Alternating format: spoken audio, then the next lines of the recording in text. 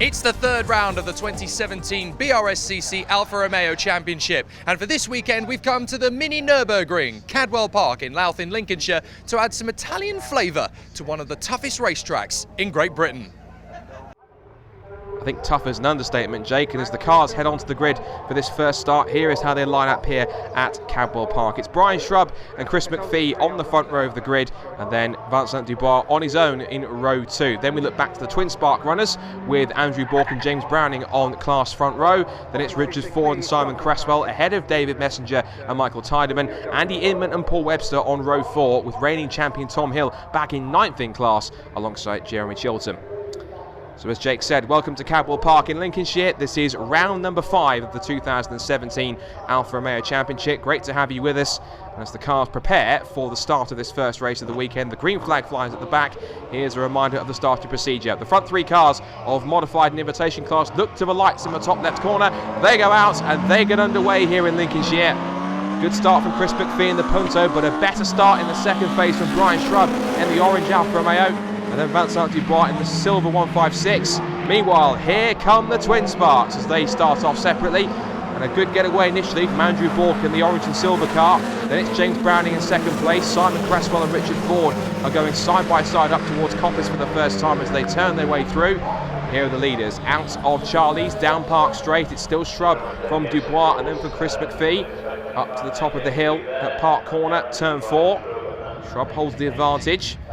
And Vincent Dubois' car is smoking at the back as they head into the right-hander. There is Brian Shrub, the 25, up towards the right-hander at Chris Corner. And that was side by side for second place overall, and I think Chris McPhee was going for position. So I wonder possibly, is that pure pace or is that a consequence of the smoke? Well, out of the gooseneck, tumbling down the hill towards Mansfield, and yes, you can see Vincent Dubois' car is not well at all. That's not the pace it should be going at. So cruising down towards Mansfield. Those who aren't cruising are the Twin Sparks because it's still Bourke from Browning. Simon Cresswell in the orange and black car is third. Then Ford, Messenger, and Tom Hill is already up to 6th from 9th on the grid in class. So a cracking start from the number 1. Vincent Dubois' car tries to find the apex several times. Eventually gets a bite of it. Here come the Twin Sparks. It's still Bourke and Browning. Nose to tail. Small gap to Cresswell. Then Ford, Messenger, and Tom Hill in number 1. Over the mountain and into the awesome Hall Bends. Look at the way they wiggle and wind their way through the Lincolnshire countryside, through the trees, and up to the very tight turn 17, which is the hairpin. Lots of lock here, turn it right, and a short squirt down towards the downhill right-hander at Barn. The Twin Spark leaders already getting it in amongst it. Here's the battle for 5th place. There's Dave Messenger in the 79. Wily old Fox is Dave. He's been racing Alphas for a while, and he will want to try and get an advantage over the young champion, number 1, Tom Hill. We end the first lap as the Twin Spark leaders head back towards Coppice for the second time. 5th and 6th, there's Tiedemann in 7th place in the silver car. Andy Inman battling away with what looks to be, I think that's Paul Webster, as they head up the hill now. And coming into this weekend, after 4 rounds, Simon Cresswell has the points lead over Andrew Bourke overall. So far, Bourke has the momentum as they head up towards Park for the second time. Simon Cresswell did incredibly well at Alton Park in the opening rounds, so he knows how to win races and frequent the podium. Now to Chris Kerr, they're starting to close up a little bit here for 4th place. Cresswell putting a little bit of daylight between himself and Richard Ford now. Exiting the long right-hander of Chris Kerr, now through turn 7, which is the gooseneck. A little bit loose on the exit down towards Mansfield. This now gives the opportunity for Richard Ford in the red car with the blue roof. Number 31 to close in, and those two have pulled a gap now on the scrap that's going on for 5th position, because that is now Dave Messenger again under attack from Tom Hill, moving around under braking. You can see how late they leave it on the middle pedal, swing their way through the bottom of the chicane, and hop over the top of the mountain back towards Hall Bends. Nose to tail, 3rd, 4th, 5th and 6th all together. This is the great thing about the Twin Spark Cup, effectively. As long as you've got a car that runs the 2-litre Twin Spark engine, and it was an original engine in that car, then you can run it, and it does fit nicely in the class. It's usually dominated by 156s, but you do get quite a few, sometimes 147s, 164s, 145s, all sorts of Alphas here. As long as you run that engine, you can run them a Twin Spark Cup. And there's a yellow flag that's being waved. Now, I presume possibly that has to be for somebody that stopped up at Coppice. Now, is that Vincent Dubois one? It's double wave yellows, in fact, at Coppice. So it's either Vincent Dubois or somebody else has fallen strife. Possibly maybe Brian Shrub or even Chris McPhee, one of the two. Two drivers that aren't in strife at the moment are Dave Messenger and Tom Hill, because the tricolour Italian coloured Alfa of Messenger, number 79 on the left, coming under massive pressure from the black and gold number 1. There is Tom, a potential tin top star of the future here, because he's certainly cutting his teeth in a form of racing that will certainly put him in good stead if he can start to move up the ladder. And this is a good proving ground for guys like Tom, where they're young drivers and they can try and move up the order, but they'll have experience of front-wheel drive racing and front-wheel drive touring car style racing. So you just see that with Chris McPhee in 3rd place overall, ahead of our Twin Spark leaders. Everyone's starting to pair off now as Tom Hill has another look towards the outside, putting himself into Dave Messenger's mirrors. We're coming to the weekend here, Tom Hill on 39 points, 5 points ahead of James Ford. And then we have Dave Messenger on 28 points, equal 8th with Anthony George, who took 2 superb overall victories last time out at Silverstone in his modified class car. And as we say, the Twin Spark Cup tends to be the most popular class, but within reason, the modified and power trophy classes are pretty much open for just about any Alfa Romeo that wants to contest. Yellow flags still waving down the pit straight towards the right-hander at Coppice. This battle continues to rage between Dave Messenger and Tom Hill. There's a car that's also pulled off in the background to the right there. I think that's Paul Webster that stopped, number 66, which is a shame. Out of Charlie's onto the Park straight, and Messenger feels he has to go defensive, because Tom Hill is giving him a real headache now up Park straight towards turn 4, and he's not letting him out of his sight, is he? That's also Richard Ford giving Simon Cresswell what for. Tom Hill looks to the outside to get the undercut into turn 5. As they head up through Chris Curve now, up towards the long right-hander, it curves all the way around, and then you get the quick right-left that plunges you downhill through the gooseneck, and then the run down towards Mansfield. And it's a very tricky braking zone here, because of course you're braking at great speed, but also the gradient of the circuit is falling away from you. It goes against you, so effectively you have to brake harder, and the brakes work harder. Because of that, that can be a real car killer in some cases. It seems to have been the case for Paul Webster. His car stricken in the background, going no further. And Dave Messenger misses the apex of the first part of the chicane before the mountain. That puts him very vulnerable. He's lost momentum on the exit of the mountain over the crest. Now he charges to the first part, the hall bends, the car is all over the place. So either there's a problem for the 79, or he simply just lost momentum and rhythm, and Tom Hill is trying to capitalise on that, but so far, Dave Messenger is not budging and not giving way. Meanwhile, the leaders in Twin Spark are still nose to tail. It's still Andrew Bork in the silver and orange car, number 86, ahead of James Browning, a race winner at Silverstone in the Twin Spark class. So he knows how to succeed at the front. Then there's our battle for 3rd going on between Cresswell and Ford. Then we have our scrap for 5th, and Dave Messenger has pulled a slight gap again on Tom Hill in that last section. So down up Park Straight once again towards turn 4. Browning seems to have a good toe, a good momentum up towards the right-hander. By the time they reach the top of the hill, he may possibly start thinking about an attack in the next few corners. Into the right-hander. Cadwell Park, a magnificent circuit, and it really is a proper test of driver and machine. And Jake wasn't kidding when they called it the mini Nürburgring, because it really winds and undulates like the legendary circuit in the Eifel Mountains in Germany. As they turn into Mansfield again, in the middle of another lap, Andrew Bork looking to try and preserve his 2nd place in the championship, and the points he can score here will try and put him into the top of the table when they go into the 2nd race later on. So this is going to be key here for Andrew to take advantage. What Simon Cresswell doesn't need is Richard Ford trying to make a move up the inside, almost making contact with the number 6. As I was saying, that's definitely not what Simon Cresswell needs. He needs to try and pull a gap now, and to try and close down the large margin that these two guys out in front currently have. So through the hairpin, out of bar once again, picking up the speed as the cars wind their way through the right-hander to complete another lap. Simon Cresswell seems to have making the most of Richard Ford's over-enthusiasm, shall we say, because he lost quite a bit of momentum, and that's lost him several car lengths. And in the background, someone who's lost something is Dave Messenger, because Dave Messenger is down to 6th position, Tom Hill up to 5th. And that was unseen by our cameras, so apologies for that, but there has been a change in position for 5th. So Tom Hill, reigning champion, gets past the experienced hand Dave Messenger as they head now up Park Straight once again. Still the leaders together. And so far it appears to be pretty quiet up at the front. We're hearing that it is in fact Chris McPhee in the Punto that leads overall. Brian Shrub has unfortunately dropped out in number 25, the 1.9 litre 16 valve engined Alfa Romeo 33. You can't miss it because it's bright orange, although that's when it's on track. When it's off track, unfortunately, it's not moving any further. Looking at our twin spark lead here, you have to say that Andrew Bourke has pulled out a gap of several car lengths here to James Browning on this lap. So it looks as though that he is really finding the groove in this brand new 156. New for this year because he unfortunately rather famously rolled his old GTV coupe at Brands Hatch, and that accident, I'm sad to say, went viral, and I think Andrew won't thank me for reminding him of that one, but thankfully he's back in the championship. He's got a brand new car for this season, and the 156 he has underneath him certainly looking very strong and very potent up at the front of the twin spark field. Here it is, James Browning closing up a little bit through Hall Bends and through the hairpin. We wait for our 3rd place battle. Here they come. Cresswell and Ford still together. Simon Cresswell, the Australian, applying his craft here in the UK. And he's finished all 4 races so far, 2 Class 2nd places to his name.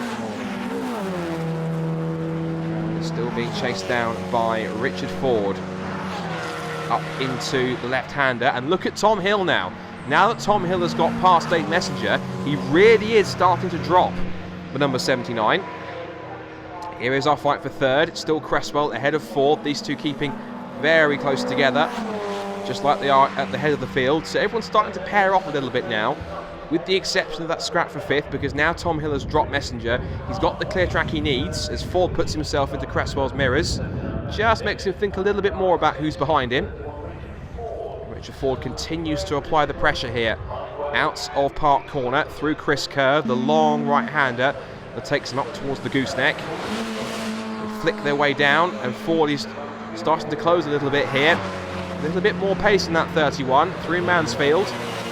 Who's got the power on the exit to try and make the run towards the chicane at the bottom of the hill at the mountain? Well, Ford's having another look here. He's closing back in, looking towards the outside, tries to get it stopped under brakes. The car moving around on the bumps, but so far Cresswell is making that orange number 6 156 the widest Alfa in the venue.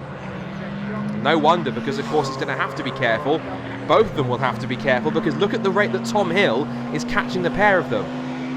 They're not currently catching the leaders, because Bourke and Browning are pretty much still in a race of their own up at the front of the field. And they are the class of the twin spark field so far. The question now remains, which one is going to get to the checkered flag first? Is it going to be the silver 156 or the white and black 147? That remains to be seen. James Browning already a race winner this season. Andrew Bourke doing his best to try and grab a victory as close as he can. Up towards Park Corner again. On another lap here at Cadwell Park in Lincolnshire. And this should hopefully be a good precedent to see more drivers and more cars make their way through into the championship. And as we spoke before in the last programme at Silverstone, it doesn't necessarily matter to a certain extent which Alfa Romeo you have, because there effectively is a place for any Alfa Romeo or any car that runs to the spirit of the rules and the spirit of the championship. Hence the reason why the championship allows the invitation class Southgate Motorsport prepared Fiat Puntos into the mix, because they are part of the Fiat family, as is Alfa Romeo. So they are doing the best they can to try and keep the spirit and keep more cars into the championship and bring more interest and more intrigue and more vehicles into the championship. Bring it back to its heyday. And certainly with racing like this so far, with it keeping very close and evenly matched between Andrew Bourke and James Browning, two drivers who know how to win races, know how to finish on the podium on a regular basis. Certainly we need more of that, and hopefully there are more Alfa Romeo enthusiasts that would rather go and race an Alfa Romeo and let it keep dust in the garage and let it sit there forever. Bring it out onto the racetrack and bring it to what it was intended for. And what's this also intended for is this three-car scrap, because now Cresswell just trying to break away a little bit here from Richard Ford, but Ford's got bigger fish to fry and bigger matters to worry about, because look behind him. Tom Hill is again using the clear track to full advantage and has really closed the gap down to Richard Ford, number 31. So there's Cresswell, there's Ford. And how close now is Tom Hill? The answer is, there he is, he's got him in his sights, and he'll sit and watch carefully as Richard Ford again looks to the outside to try and make an attack on Simon Cresswell.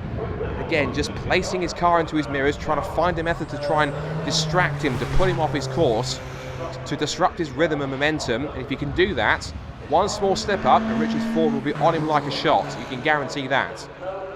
Out of Chris Curve, tumbling through the gooseneck down towards Mansfield, and it's line astern.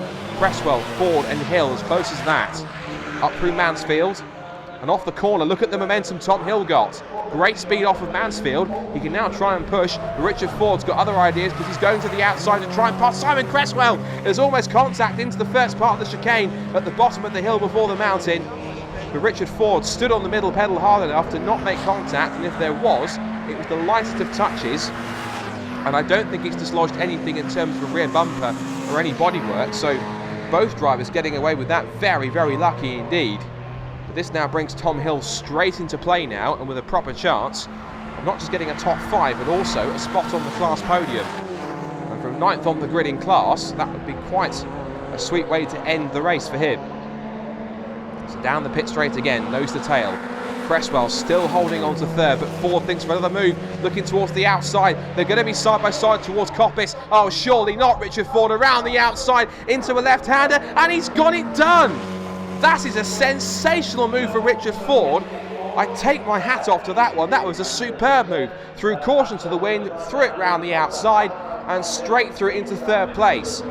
But it's not over yet, because here comes Simon Cresswell. He's back for more and thinks that's impressive. Here I come up the inside into Park Corner. He's gone side by side on the inside, forces Ford wide, and also Tom Hill gets into the mix. Says thank you very much, Richard, into 4th place. And just like that, Richard Ford goes from hero to zero in the space of a few moments. A great pass around the outside at Coppice, and straight away Cresswell comes back up the inside. Hill goes through as well, and Hill now going for 3rd place. Almost making contact down the hill towards Mansfield. This battle for 3rd place in the twin spot just really come alive. And look at Richard Ford. Ford is thinking, I'm not done yet. I want redemption for losing 4th place. Down the inside, and almost makes contact in the same way he did with Cresswell a couple of laps earlier. So this battle really is getting to boiling point here between Cresswell, Ford and Hill. So into the Hall Bends all together. Now I wonder, can they sustain this, or are they going to start to kind of move out a little bit and possibly spread out here? Because Cresswell, you have to argue, ultimately is not the fastest car of the 3. But it's that man in the middle, number 1, he's the one that's on the pace. Tom Hill looking for a podium finish here. As we said, he comes into the weekend 4th in the overall standings and in the Twin Spark Cup as well. And certainly this result will put him with a chance to gain some points on Michael Tiedemann, as Richard Ford thought about trying to get a move back on Tom Hill, but he couldn't force himself alongside as he could a lap before on the outside of Simon Cresswell. So now the fight is on for 3rd, but this time Cresswell has a new challenger, because it's not Richard Ford, it's now Hill as they head up Park Straight, over the crest, and up towards Park Corner, turn 4 at the end of the straight. So Simon Cresswell, based in Radlett, of course a native Australian, and seems to be enjoying his Alfa Romeo racing. He made a debut a couple of years ago in the championship and seems to be making a name for himself here. Particularly, he's gotten stronger and stronger as the races have progressed. He's now in his 3rd season competing in the Alfa Romeo Championship, and he really does want to get himself to the point where he's challenging for the title. Coming up to a lapped car, I think that was Jeremy Chilton in the black and green car. That was number 54. But meanwhile, here's our race leader. Haven't really seen him too much because effectively he's been out in front, not really having to worry about too much. Chris McPhee heads on to the last lap here at Cadwell Park in the beautifully prepared Southgate Motorsport Fiat Punto. Yes, it's not an Alfa Romeo, but as we said, it is to the spirit of the championship, and it's part of the same family as Alfa Romeo, so effectively it's allowed in here. And Puntos have raced in the championship before in their own separate little class. It's good to see that Chris and his brother Simon are keeping the Punto spirit alive, and it's good to have them in the championship.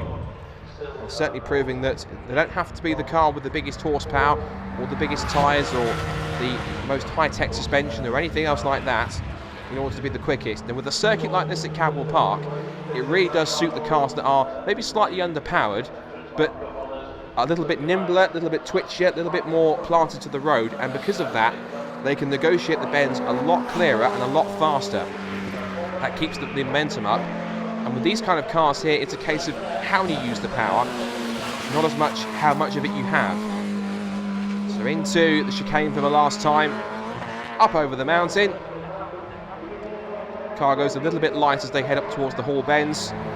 Swings his way into the series of S's. He's almost home. Just a few more corners to go then as he tips his way into the hairpin, flicks it right. One more corner to go, and once he got clear of the modified cars when they went past the wayside, quite frankly, he was never even challenged. Out of the final corner, onto the pit straight. What a race it's been for Chris McPhee. He charges to the checker flag. Chris McPhee takes race number 1 here at Cadwell Park in the Alfa Romeo Championship. Fantastic drive from start to finish. He managed to last the distance. And speaking of which, here comes our Twin Spark winner and second overall. Andrew Bork beats James Browning to the line in a sprint to the finish. Browning flashes the headlights in third place. Now they wanted the fight for fourth. It was Cresswell, Hill and Ford down the hill out of Barn Corner towards the checkered flag, and it will be Simon Cresswell who beats reigning champion Tom Hill to the line. Richard Ford will get 5th in class and 6th overall. Great race. And here is the final result then. McPhee wins, Bork second place, then Browning, Cresswell, Hill, Ford, Messenger, Tideman and Andy Inman the top 9, with Jeremy Chilton the only finisher left in the 10-car field that got to the flag. A brilliant first race, and Jake will have the winner Chris McPhee down in the paddock. What a race. Let's hear from our race winner. Chris McPhee, race 1 victory. Absolutely fantastic drive in all of that. Thank you very much. Yeah, it was good drive. A bit of lady luck on my side. A couple of the powerful cars not finishing, but yeah, it's been a struggle to get here, so it was a good result. And obviously the way it pans out means you're now going to be in amongst the Twin Sparks for the second race, so that should make things pretty interesting. Yeah, it'll be all right. It'll be a bit of fun. So we'll play it by ear and see what happens. Fantastic performance, mate. Well done. Thank you.